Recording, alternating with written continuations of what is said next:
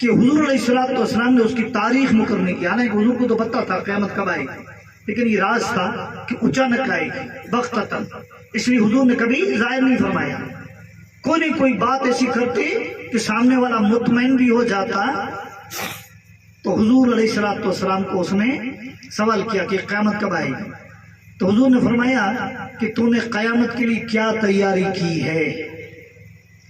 اس نے کہا یا رسول اللہ میرے پاس اور زیادہ نیک اعمال تو نہیں ہے. ٹھیک ہے، نماز روزہ تو وہ بھی پڑھتے ہوں گے، ادا کرتے ہوں گے، زیادہ نیک اعمال نہیں ہے، لیکن ایک بات ہے، سنو، ایک بات ہے کہ میں اللہ اس کے رسول سے محبت رکھتا ہوں. تو حضور علیہ السلام نے فرمایا کہ تو جس سے محبت رکھتا ہے ان کے ساتھ رہے گا. تو جن سے محبت رکھتا ہے ان کے ساتھ رہے گا. حضرت انس حضور کے خادم ہیں. حضور علیہ السلام کی گھریلو کاروبار کام جو تھے وہ سنبھالتے تھے. حضرت انس کہتے ہیں کہ اس دن حضور کا جواب سن کر ہمیں اتنی خوشی ہوئی کہ زندگی میں کبھی اتنی خوشی نہیں ہوئی تھی. کہا کیوں خوشی ہوئی؟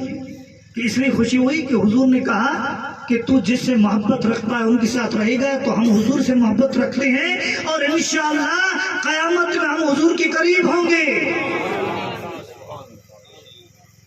یہ قربت کا تعلق محبت سے ہوتا ہے. کئی ایسے ہیں، وہاں آپ جاؤ مدینہ پاک میں، گنبد خضرا کے آگے مسجد نبوی میں لال رومال باندھے، انہوں نے اس میں لکھا ہو، کھڑے ہوتے ہیں لال رومال باندھے، لیکن وہ قبر منور کو پیٹھ دیکھ کر، اور کوئی بھی اگر آ کے ایسے ہاتھ باندھ کے صلاۃ و سلام پڑھے تو کہیں گے ہاتھ مت باندھو، یہ تو نماز میں ہوتا ہے، یہ تو اللہ کی بارگاہ میں کھڑے ہوتے ہیں. حضور کی بارگاہ میں اس طرح سے کھڑے نہیں ہو سکتے. میں خود بھی درود و سلام پڑھ رہا تھا اس طرح سے، تو ایک نے دیکھ لیا مجھے، تو وہ بھی وہاں سے نہیں بولتے، نہیں تو وہاں بلند آواز سے کہہ سکتا تھا اے ہندوستانی حاجی یہ اس طرح سے ہاتھ مت باندھو. وہ بھی آہستہ آہستہ چل چل کے میرے پاس آیا اور کانوں میں کہنے لگا ہاتھ مت باندھو، ہاتھ مت باندھو، یہ تو اللہ کی عبادت ہو گئی. میں نے کہا تجھے بھی پتا ہے لا ترفعوا اصواتکم فوق صوت النبی، تجھے بھی پتا ہے کہ یہ وہ بارگاہ ہے، ادب گاہ ہے، اس کے زیر آسماں از عرش نازک تر، نفس گم کردہ میں آئین جنید و بایزید اینجا. حضرت جنید بغدادی جیسے بزرگ، حضرت بایزید جیسے اولیاء اللہ بھی اگر بارگاہ مصطفیٰ میں آتے ہیں تو سانس بھی لیتے نہیں کہ بے ادبی نہ ہو جائے. تو قرآن کو تو وہ بھی مانتا ہے، اس لیے وہ اونچی آواز سے نہیں بولا، آہستہ آہستہ آیا، آہستہ کہ نہیں اس طرح سے مت کرو. تو وہ تو قریب ہے نا. آپ نے سوچا اگر یار بڑے خوش نصیب ہیں تو حضور کے روزے کے قریب ہے. دیکھو جالیوں کے پاس کھڑے ہیں، لیکن آپ میدان قیامت میں دیکھو گے کہ حضور سے وہ لاکھوں میل دور ہوں گے. اور ایک ریواڑے میں رہنے والا سنی مسلمان حضور سے محبت و عقیدت کرنے والا یہاں سے 10,000 کلومیٹر دور ہے، لیکن میدان قیامت میں آپ دیکھو گے حضور کے پاس کھڑا ہو. فاصلوں کو تکلف ہے ہم سے اگر، ہم بھی بے بس نہیں، بے سہارا نہیں، خود انہیں کو پکاریں گے ہم دور سے، راستے میں اگر پاؤں تھک جائیں گے. سبحان اللہ، واہ واہ واہ. حضور سے محبت، جتنا حضور سے محبت رکھو گے قریب ہو جاؤ گے. یاد رکھو اللہ سے قریب ہونا ہے تو حضور سے قریب ہو جاؤ، حضور خود اللہ سے قریب کر دیں گے. اگر اللہ سے قریب ہونا ہے، اگر حضور کے پاس نہ پہنچے، محبت میں، عشق میں، اطاعت میں، حضور کی سنتوں پہ عمل کرتے ہوئے اگر حضور کا قرب حاصل نہ ہوا تو نمازیں بیکار، عبادتیں بیکار، روزہ بیکار، حج بیکار. تم نے سنا ہے حضور نے جب قیامت سے پہلے آنے والے فرقے کا بیان کیا، یہ ہمارے علماء بیٹھے ہوئے ان سے پوچھو کیا بیان کیا؟ ایک فرقہ دنیا میں آئے گا، ہر دور میں اس کا نام بدلتا جائے گا. پہلے خارجی، پھر اس کے بعد معتزلہ، پھر یہ بنے نجدی، پھر ہندوستان میں آ کے بن گئے وہابی، عبد الوہاب نجدی کے زمانے میں وہابی، پھر یہاں کے بن گئے تبلیغی، ہے نا. ہر دور میں اپنے نام بدلتے گئے. کوئی پرانی شراب تھی نئی بوتلوں میں بدلتی گئی. पुरानी शराब थी, नई बोतलों में बदलती गई। इस तरह से नमाजें तो ये भी पढ़ते हैं, हदीस पाक में आया है कि नमाजें इतनी पढ़ेंगी कि तुम्हारी नमाजें तो कुछ नहीं। हुजूर ने फरमाया नमाजें तो इतनी पढ़ेंगी तुम्हारी नमाजें कुछ नहीं। कुरान मजीद की तिलावत करेंगे लेकिन ये इनको अमाल काम नहीं आएंगे। अरे भाई बड़े नमाजी होंगे, रोजेदार भी होंगे, हाजी भी होंगे, सब कुछ होगा लेकिन इनको काम नहीं आएगा, इसलिए कि इनके दिल में अल्लाह उसके रसूल की मोहब्बत नहीं होगी। तो हुजूर से मोहब्बत रखो, जितना हुजूर के करीब हो जाएंगे ईमान पूरा होता जाएगा। आप देखते हैं ये औलिया किराम की अजमत बड़ी है ना, ये गौस आजम बहुत बड़ी गौस। सुन्नियों को क्या कहते हैं, अहले सुन्नत वल जमात को क्या कहते हैं, सवाद आजम, बहुत बड़ी अजमत वाली जमात। अल्लाह ने इनको अजमत दी, इनका बड़ा नाम हो रहा है। गौस आजम को हम क्या कहते हैं, हमारे कचरे कहते हैं बड़े पीर। ये बड़े कैसे बने? अब देखो एक चिराग जलता होगा ना, एक दिया जलता होगा, चिराग जलता होगा, आप जितना चिराग के करीब होंगे आपका साया बड़ा नजर आएगा। देखा है आपने कभी दिए के आगे खड़े हो जाएं और आपका साया होगा ना, जितना आप करीब होंगे आपका साया बड़ा होगा और जितना आप दूर होते जाएंगे साया कम होता जाएगा, घटता जाएगा। बिल्कुल दूर निकल गए तो साया भी गुम। तो जितना मुस्तफा से करीब होगा बड़ा होता जाएगा, ईमान में अमल में बड़ा होता जाएगा। सुभान अल्लाह। तो ये गौस आजम इसलिए बड़े पीर है कि मुस्तफा के करीब है। सुभान अल्लाह। ये सहाबा किराम बड़े इसलिए कि मुस्तफा के करीब हैं। और ये हुजूर से नफरत रखने वाले, हुजूर की नूरानियत पे इतराज करने वाले हुजूर से दूर हो रहे हैं, दूर नफरतों में, अदावतों में, दुश्मनियों में। और हुजूर से इतनी नफरत कर रहे हैं कि खुद ये इतराफ करते हैं। मुझे मदीने पाक में मैं गया ना तो एक साहब थे अब्दुल सत्तार साहब, उनके यहाँ मेरी नाश्ते की दावत थी। उन्होंने एक किस्सा सुनाया कि यहाँ मुल्क की शाम से एक बुजुर्ग आए थे। ये कितनी नफरत रखते हैं ये समझ लो। मुल्क की शाम से एक बुजुर्ग आए थे और इन लोगों से मुल्क की शाम में अक्सरियत अहले सुन्नत वल जमात की, इनसे थोड़ी बात हो गई। बहुत दलाल दिए, ये दिए, नहीं हुजूर के रोजे पे आना शिर्क है, बिदअत है, कुफ्र है। हुजूर के रोजे पे आना, ये कहते हैं ना हज पढ़ने के लिए जाओ तो फकत मस्जिद नबवी की नियत करो, ये नियत मत करो कि हुजूर के रोजे पे जा रहे हैं। और ये फतवा लगाया था इब्न तैमिया ने, सबसे पहले इब्न तैमिया ने ये सबसे पहले फतवा लगाया था कि हुजूर के रोजे पे जाना बिदअत और शिर्क है। उस जमाने में बादशाह इस्लाम ने शेखुल इस्लाम काजी इस्लाम को बुलाया और उससे मुनाजरा करवाया, बहुत दलाल दिए लेकिन माना नहीं। अब काजी इस्लाम शेखुल इस्लाम साहब जो थे उन्होंने पूछा कि मुझे ये बता तो हदीस को मानता है? कि भाई हम तो सबसे बड़े अहले हदीस हैं, हम तो सबसे बड़े अहले हदीस हैं। तो हुजूर अलैहिस्सलाम की वो हदीस है जो मिशकात शरीफ में आई है कि हुजूर फरमाते हैं कि 70,000 मलाइक सुबह को मेरी खबर की जियारत के लिए आएंगे और 70,000 शाम को, और दुरूद सलाम पढ़ेंगे।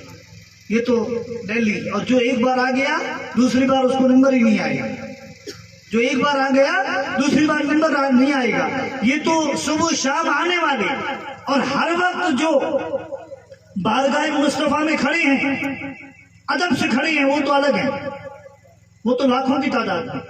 ये तो सिर्फ आने वाले ज़ायरीन हैं, और जो हर वक्त बारगाह मुस्तफा में खड़े हैं वो तो अलग हैं। अल्लाह ताला फरमाते हैं कि लाखों कुदसी हैं काम खिदमत पर, लाखों कुदसी हैं काम खिदमत पर, लाखों गिरदे मजार फिरते हैं, लाखों हुजूर की बारगाह में, हुजूर की काम पे लगे हुए हैं, अलग अलग ड्यूटियां सुपुर्द की हैं हुजूर ने।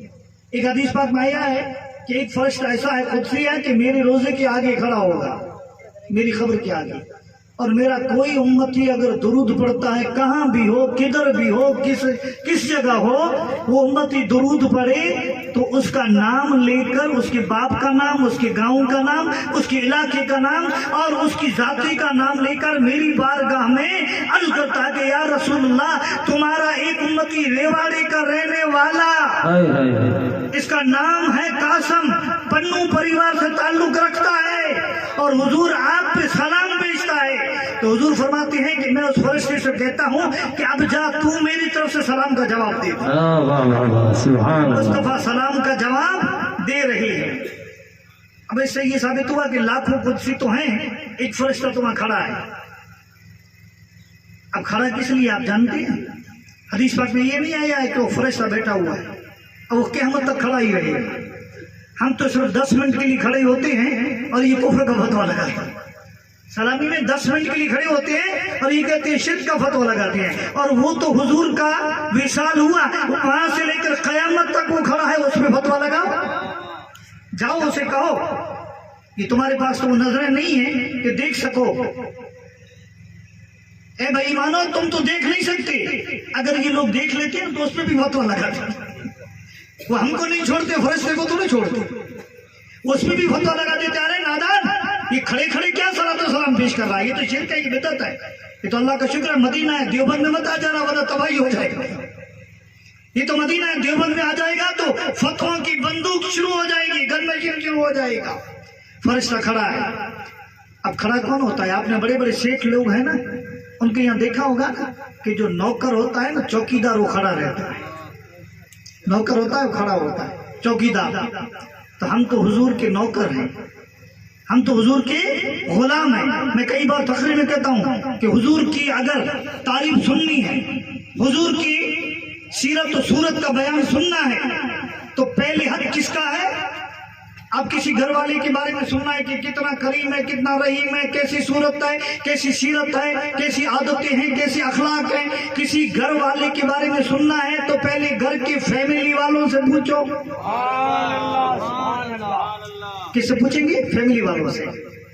وہ بتا دیں گے ہاں کہ بھائی اتنے کریم ہیں، اتنے رحیم ہیں، اتنے مہربان ہیں، یہ عادتیں ہیں۔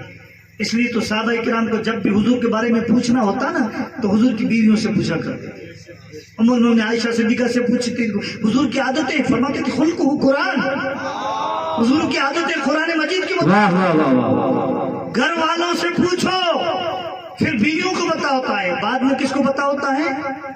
گھر میں جو ہوتے ہیں نا بال بچے جن کو اہل بیت کہا جاتا ہے، تو حضور کی تعریف سننا ہے تو آل رسول سے سنو۔ سبحان اللہ۔ حضور کی تعریف سننا ہے تو آل رسول سے سنو، وہ بیان کریں گے۔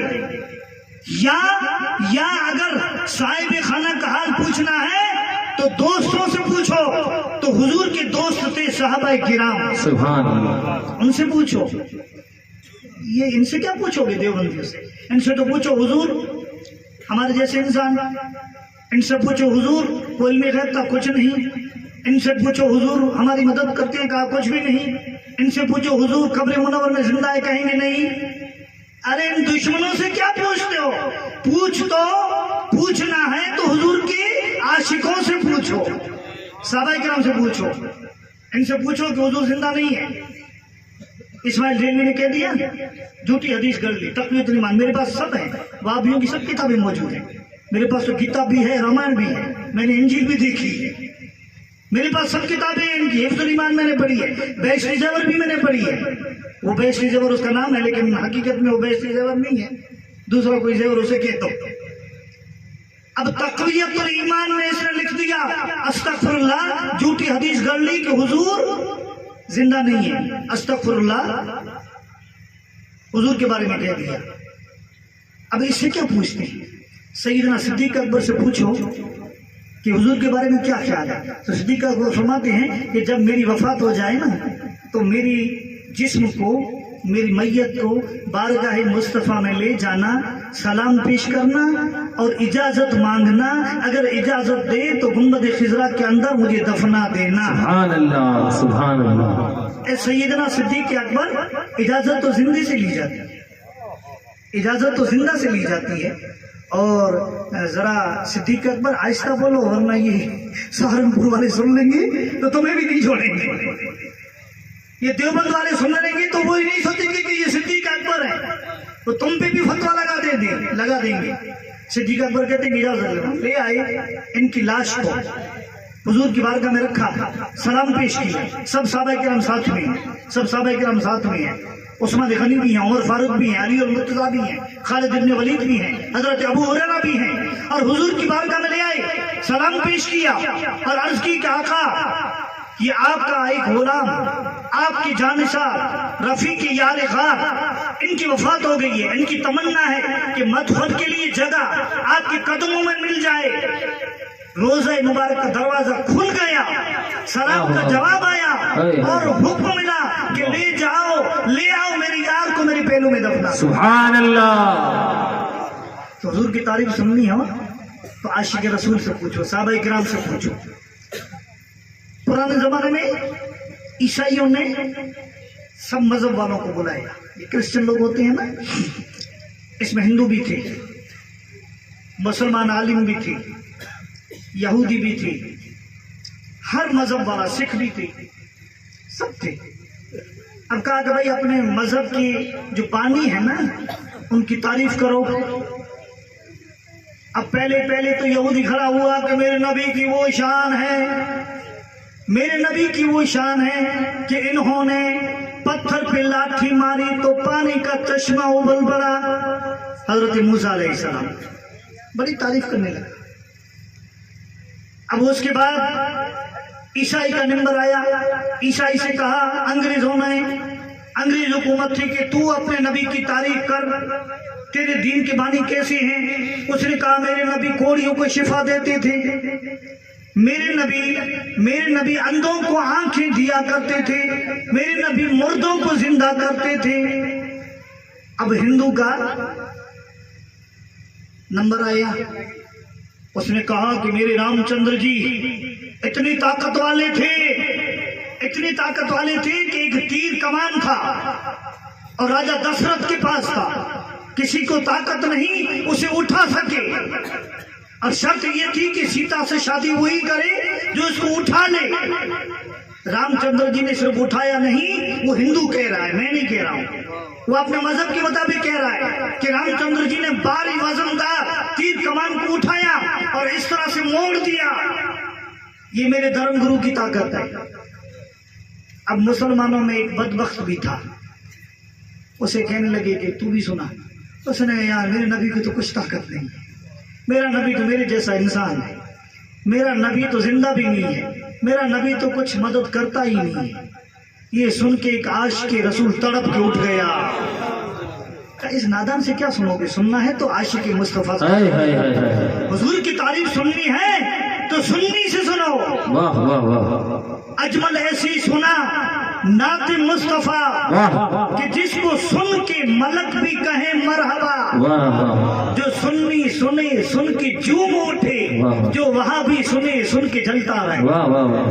ایک سنی کھڑا ہو گیا اور اس نے کہا ارے تعریف مصطفیٰ سننی ہے تو میرے سے سنو۔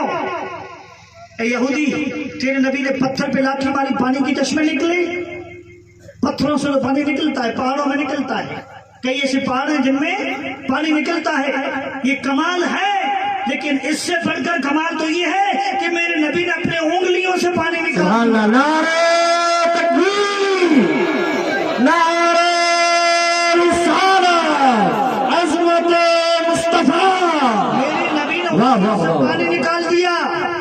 اے عیسائی، تیرے نبی نے کوڑیوں کو شفا دی، اندھوں کو آنکھیں دی، تیرے نبی نے مانا کہ تیرے نبی کا کمال ہے، تیرے نبی نے اندھوں کو آنکھیں دی، کمال ہے۔